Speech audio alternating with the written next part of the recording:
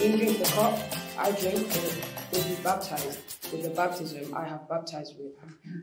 We can, they answered. Jesus said to them, you will drink the cup I drink and be baptized with the baptism I am baptized with, but to sit at my right or left is not for me to grant. These places belong to those for whom they have been prepared. When the 10 heard about this, they came indignant with James and John. Jesus called them together and said, you know what those who are regarded as rulers of the Gentiles lord it over them, and the high officials exercise authority over them. Not so with you instead. Whoever wants to become great among you must be your servant, and whoever wants to be the first must be slave of all. For even the Son of Man did not come to be served, but to serve and to give his life as a ransom for many. Thank you, Joey. Good morning, everybody.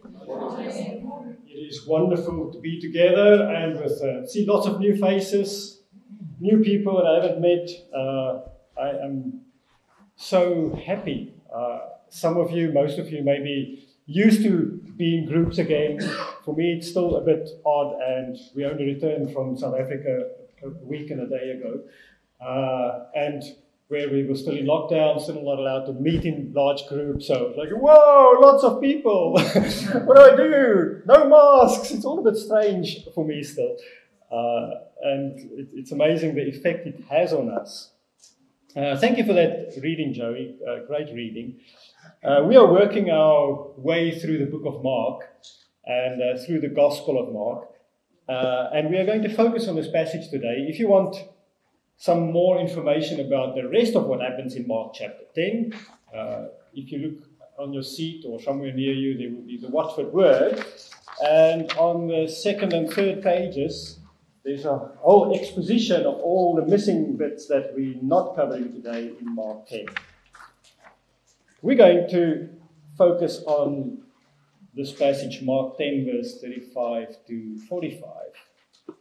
And in our journey through the Gospel of Mark, we are focusing our eyes on Jesus to see what we can learn from him. So let me start with two questions. Just answer this for yourself. Are you a leader? And then the second question, are you a servant? Now, if I ask these questions for myself, if I think, am I a leader? I would describe myself as a reluctant leader. I occasionally get asked to lead, and I'm like, I don't know, I'm not so sure about that. Can't someone else do it? That's kind of my attitude and mindset about if I'm asked if I'm a leader. Am I a servant? Let's not go into domestic squabbles here, but if you'd ask my wife if I'm a servant, she'd say, well, occasionally. I do pack the dishwasher and I unpack it. So yes, I do sometimes do the job of a servant, but it's not one of my great qualities. I'm not the kind of person that people would say, wow, he's just always busy and always doing things. As a child, I managed to get away with, I grew up in a family with 4 brothers, so there were 5 of us in the house, but because I was the kind of the brainy, nerdy one, my mum always allowed me to be on my own and be with my nose in the books and the encyclopedias and things like that, while my brothers had to work in the garden and clean the kitchen.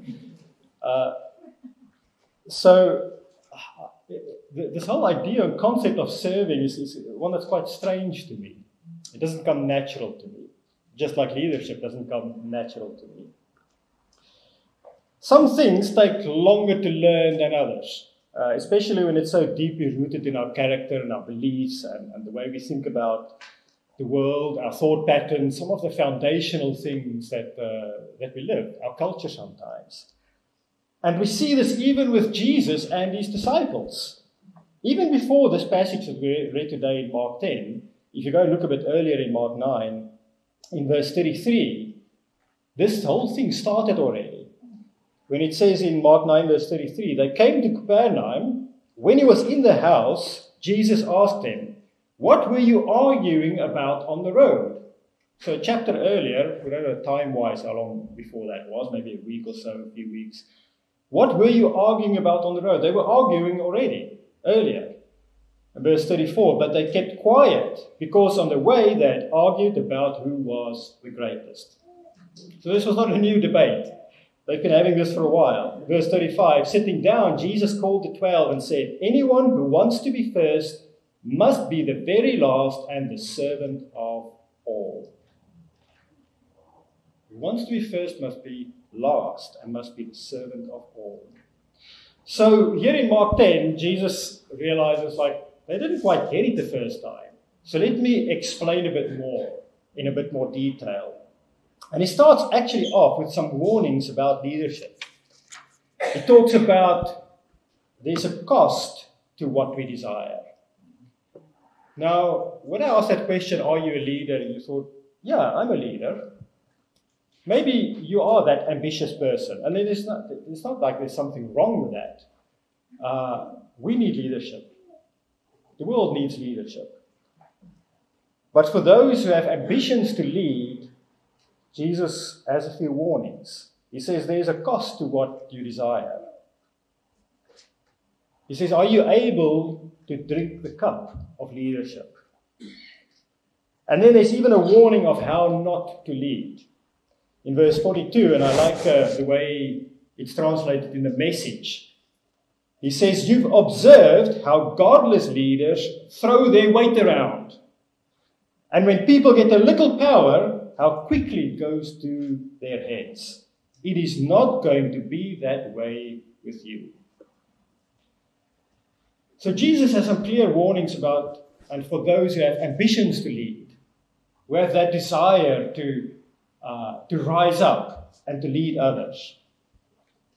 But even Jesus himself realized there are limitations and boundaries to observe. The very king of creation, the very king of this universe, said in verse 40, but to sit at my right or left is not for me to grant. These places belong to those for whom they have been prepared. Even Jesus himself knew and respected the boundaries and the limitations of his authority. So those are some warnings for those who have aspirations to leadership. And we're going to move on from there because it's not really a class just for leaders today. I want to leave that there and rather focus on how does Jesus define leadership. Jesus defines it as whoever wants to become great among you must be your servant, and whoever wants to be first must be slave of all. Jesus defines a concept here called servant leadership. And he said to lead is to serve, and to serve is to lead. And Jesus himself set the example in explaining this concept. So, if we think about the life of Jesus, how did Jesus lead by serving? What was his first miracle? Who knows? What was the first miracle that Jesus did? Anybody? Joe? He turned water into wine. What a way to serve! To serve people wine. That is how Jesus started his ministry. Not with a miracle that calmed the storm or raised people from the dead, but he started with a miracle that served people. And that set the tone for his life of. Now, what kind of leader starts like that? But Jesus didn't start by leading by telling people what to do and ordering them around, and he started by serving. And then he followed that up with dedicating his life to setting people free. He came to earth, even though he was fully divine, by adopting the position of a servant. Coming from on high and lowering himself like a servant. What other examples can we think of that Jesus served practically in his ministry? How did he serve?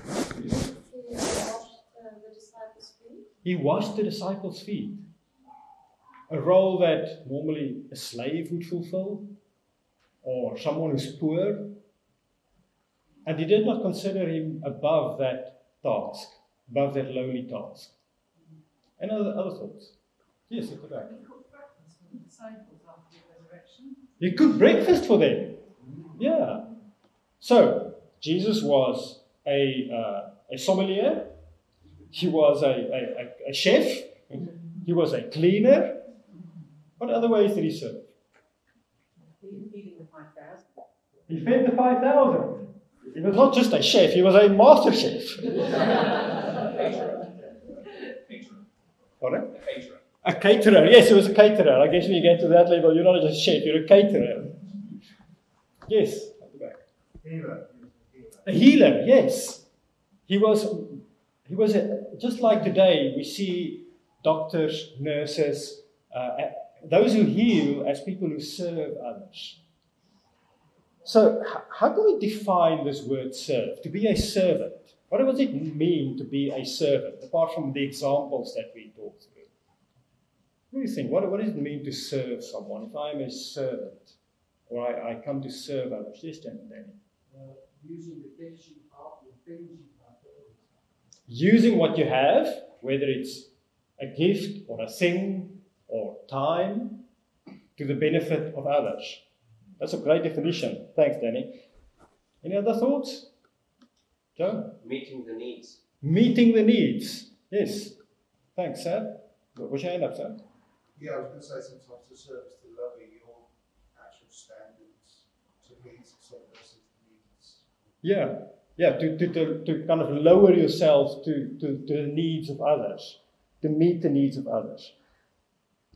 If I think about serving, it's doing something or giving something to someone who either they do not have the time to do it, or they do not have the strength to do it, or the energy to do it, or the capacity to do it. Sometimes we serve by doing something that people could have done themselves. Like one of my small acts of service, which I'm really proud of, but it's actually a silly little thing, is I make my wife a cup of coffee every morning. Now, can she do it herself? She makes a decent cup of coffee. Does she have the time to do it? Usually, yes, she does. Does she have the capacity and the energy? Mostly. But I still do it for her anyway. So, service is not just doing something which someone cannot do for themselves or can do for themselves. It could be any of those.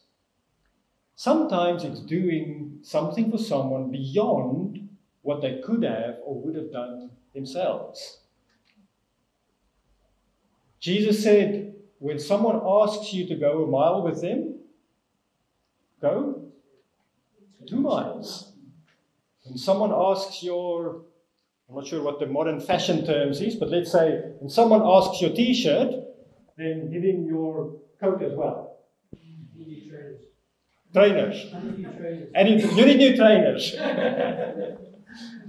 Most of my shoes come from either my kids as hand-me-ups or from the charity shop, so can't help you there, Danny. I'm sorry. Put it in your Christmas list. If you're a good boy, then you never know. You may get lucky. But that was the example of Jesus. So many times he served people by doing something which they could have done themselves. The disciples could have washed their own feet. Or by going beyond what someone asked. Meeting needs that they either did not have the energy, the capacity, or the faith even in themselves to meet those needs. When Jesus talks about this concept, when he says, if we want to be great, we need to serve. we need to become a servant of all. The Greek word here is called doulos, and it's a really interesting word. In today's world, when we talk about slavery, it is like, it's a terrible thing. We don't want slavery in this world. And in that sense, neither the Bible nor Jesus is very politically correct in our modern framework. But this term, doulos or doulos, talks about a servant or a slave. It's translated sometimes in the older translations as a bond servant or a bond slave. What is that? That is someone who, out of their own will, completely voluntarily, sold themselves into slavery. Now, whatever the reasons may have been for that, could have been various, but it's someone who made a choice and decided, you know what? Whatever my situation is, whatever my reason is, but I am willing to sell myself to become someone else's slave. A willing slave. That's the word that Jesus used when he says we need to become a slave to all. It's important that we understand that. Jesus is not saying, slavery is good and let's make some slaves and get some slaves. It's a willing self-sacrifice into slavery. That's the kind of service that Jesus talks about. Now, what is this nature of service that Jesus talks about? This bond servant, self-slavery. In Luke 17, if you want to turn your Bibles there, you're welcome. Otherwise, you're welcome to listen as well. Luke 17, verse 7.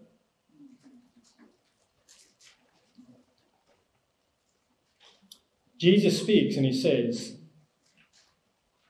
"Suppose one of you has a servant ploughing or looking after the sheep. Will he say to the servant when he comes in from the field, 'Come along now and sit down to eat'? Won't he rather say, 'Prepare my supper, get yourself ready, and wait on me while I eat and drink? After that, you may eat and drink'? Will he thank the servant because he did what he was told to do? So you also, when you have done everything you were told to do, should say, 'We are unworthy servants. We have only done our duty.'" The nature of this service, when we serve, the heart should be one of what Jesus says. It's not one of even expecting thanks. The service that Jesus talks about is not one that we do for the glory, so that we can be seen and be thanked and show this kind of humility that you see on LinkedIn nowadays. Where people say, "Oh, I'm so humbled to be named Employee of the Month," so that the whole world knows. That's not the kind of service that Jesus is talking about here. He says, actually, a bond servant, a bond slave, doesn't even expect thanks. He doesn't expect to be called out. In fact, it's to your detriment to be called out. I was thinking about some examples, some great examples of service in the congregation. I thought, shall I name the people when my wife and myself were suddenly unemployed and homeless, that took us into their homes? And I thought, no. Because Jesus said in Matthew 6, he said, "Do not let your left hand know what your right hand is doing. Otherwise, you may lose your reward." This service that Jesus is talking about is anonymous. And if you stand up and proclaim it, then the reward that goes with that service is a reward in heaven, can somehow be lost because the motivation changes. This service that Jesus talks about is one that is quietly working behind the scenes. That doesn't look for thank yous. It doesn't look for acknowledgement. It doesn't look for glory.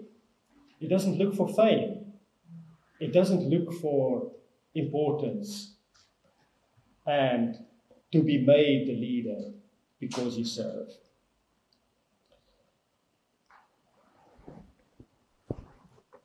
And then the third characteristic of this service, in Mark 9, in the previous chapter in verse 41, when Jesus talked about this concept of becoming a slave to all, he says, "Truly, I tell you, anyone who gives you a cup of water in my name, because you belong to the Messiah, will certainly not lose their reward." Because you belong to the Messiah, because you belong to Jesus.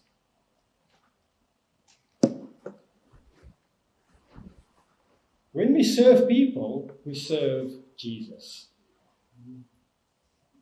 And that is an amazing thought, to think, how can I serve the King? I can serve the King by something as simple as going to my brother or sister in Christ and giving them a cup of water when they're thirsty. Such a small act. This service that Jesus talks about is serving each other. Serving each other's needs, being aware of the needs. It doesn't take a lot. Some of us may have served just by showing up today, by being here, by being an encouragement to those around us. Some of us may have served by praying this morning for someone else, or sharing with someone that I will pray for you. Small ways to serve. But even in those small ways, Jesus says, you serve me.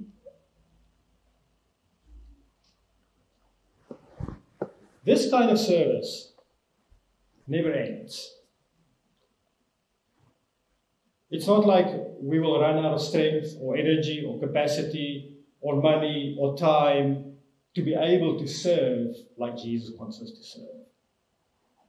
Because it doesn't matter how old you are or how young you are. We all have the same amount of time in a day.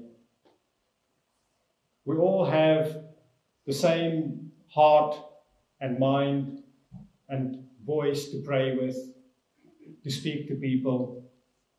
Serving doesn't necessarily mean we have to physically do something. A servant's work is never done. And that is what God has prepared us for. In Ephesians it says, God has prepared us for works of service through His grace. That was the very purpose of God's grace being poured out into our hearts and our lives, was for works and a life of service. What happens if we stop serving?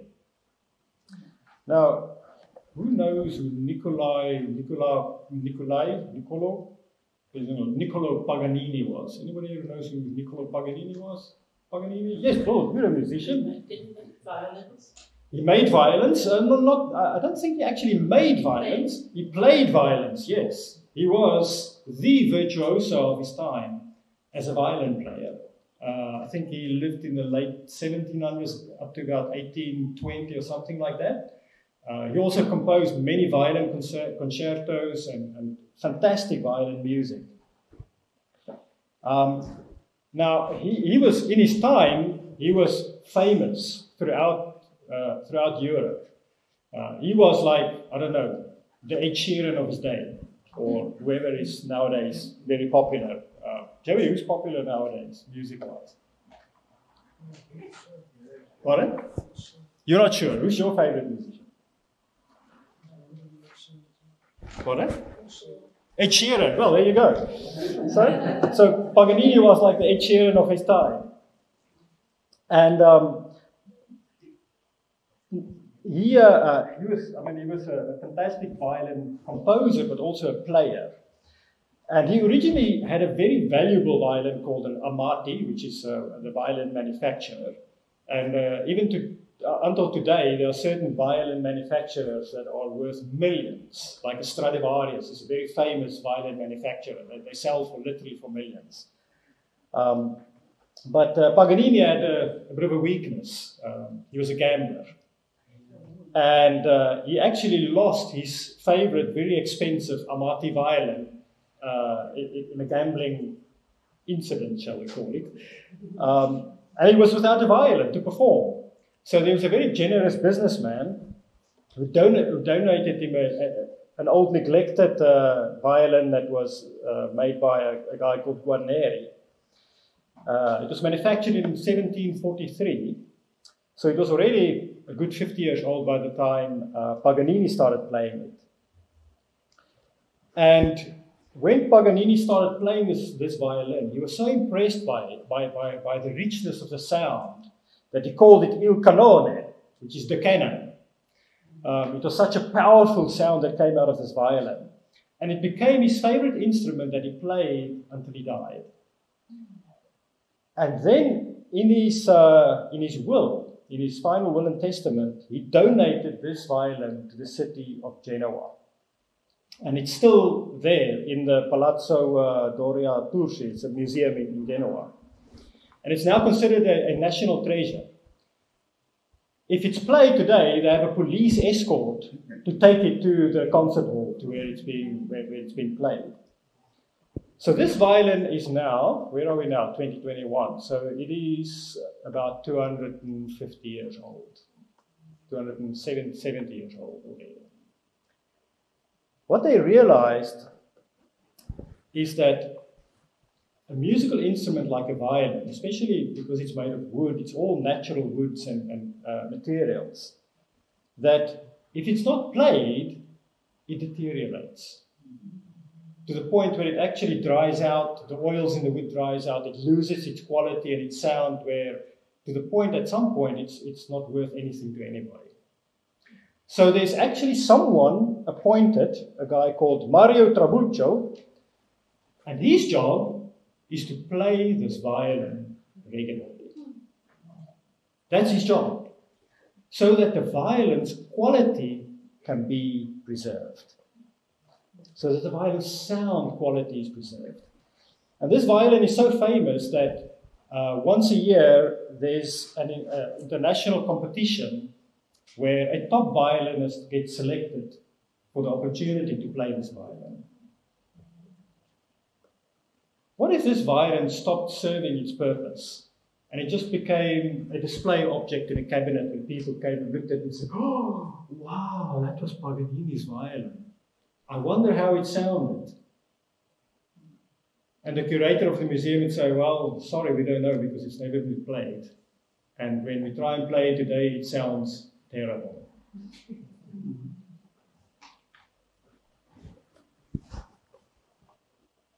This kind of service and servanthood that Jesus talked about, it has no end. It never ends. We're called to serve until the day we die. And Jesus himself set the example in this. In John it says, having loved those that he chose, it says he loved them to the very end. And even here in our text, in verse 45, Jesus is again our example. He says, "For even the Son of Man did not come to be served, but to serve, and to give his life as a ransom for many." That was the mindset that Jesus had. I am here to serve. And to serve to the point of giving his life for those that he served. That is how Jesus defined leadership. By serving. And I don't know what the answer to your answers were to those two questions. Am I a leader and am I a servant? But if your answer to am I a servant was yes, then you may not know it, but your answer to am I a leader is also yes. Because in God's eyes, those who serve are the real leaders. That is the example that Jesus set. We're going to have communion now, thinking about that example of Jesus, about his body that was broken on the cross, and as we have the bread, we think about that body. As we have the wine, we think about his blood that was spilled on the cross. What is the meaning of that? Well, Jesus says He came to give his life as a ransom for many. That was the ultimate act of service. What is a ransom? You know, what is a ransom? Help me out. Who knows what a ransom is? Yes, at the back there. Tricia?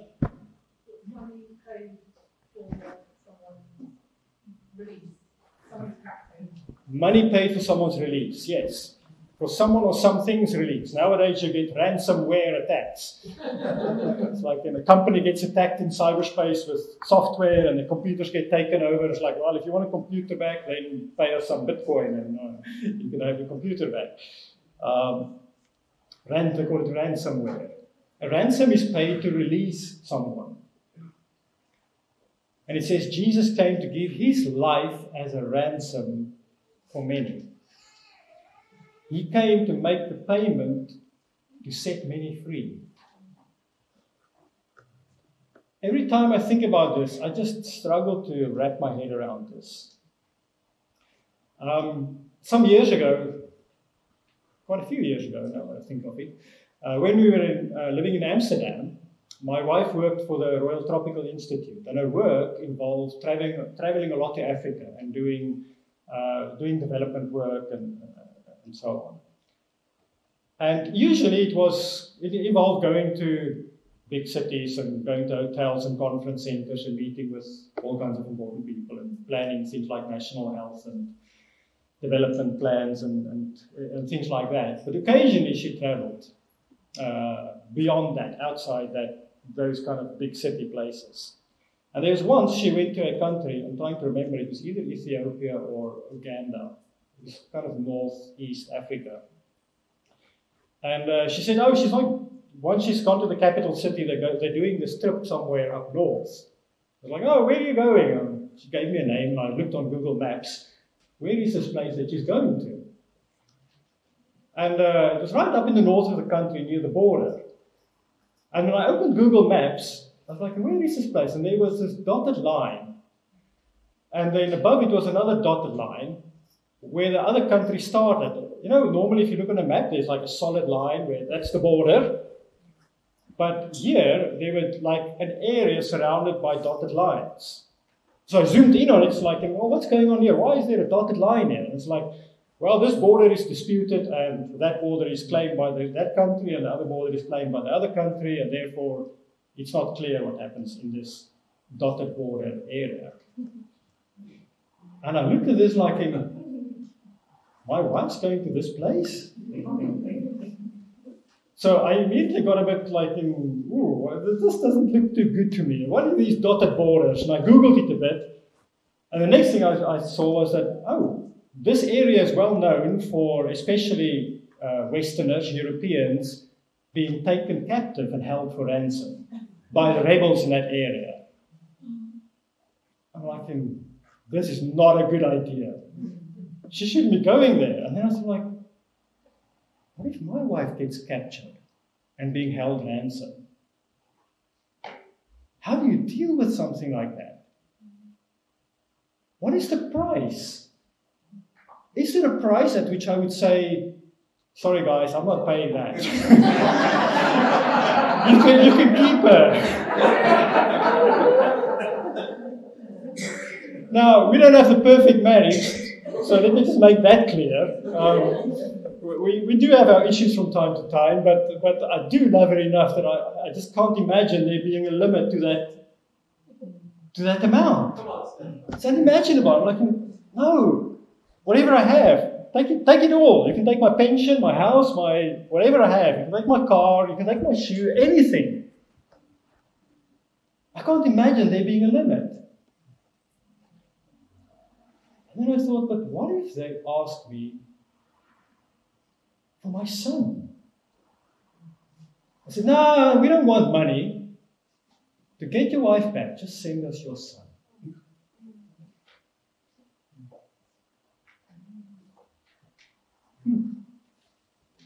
What a choice. What a choice. That's the choice that God faced, our Father. when we were held captive by sin, and Satan claimed the ransom, and he said, God said, how much do you want? No, I don't want money. Just send me your son. What a choice. What if I had to have that conversation with my son? Say, son, your mum's being held captive, but to free her, you have to go in her place. I can send him, but I can't live with my conscience if it's not his own choice. And Jesus said, Father, I will go. As we read here in Mark, Jesus said, I will be the servant, and I will give my life as the ransom for many. As the bread and the wine, let's reflect on that ransom that Jesus paid so we can be set free from that.